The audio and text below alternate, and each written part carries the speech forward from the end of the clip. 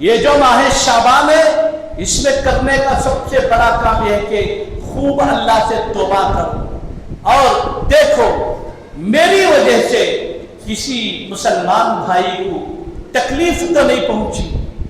پہلا کام یہ کرو کہ اب 2 دن کے اندر یہ کرو اپنے رشتہ داروں میں جاؤ. اگر کسی سے ناراضگی ہے دیکھو پہل کرنے والا پہلوان ہوتا ہے.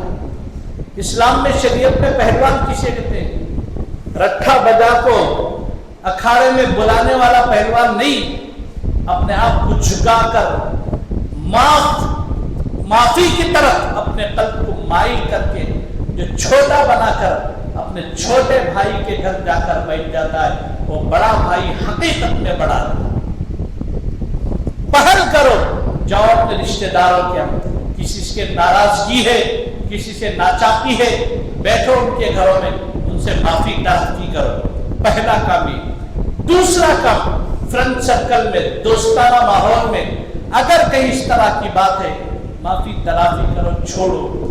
پھر اس کے بعد جو کام کرنا ہے وہ کثرت سے توبہ کرو استغفار پڑھو اور اللہ سے ہمیشہ دعا کرو کہ یا اللہ آنے والے رمضان کو ہمارے لیے اور پوری امت مسلمہ کے لیے یا اللہ خیر کا سبب بنا، عافیت کا سبب بنا، رحمت کا سبب بنا. اللہ تیرے جلووں کی نور کی جو برسات ہوتی ہے ہمارے دلوں کو اس کے قابل بنا. یہ دعا کریں گے.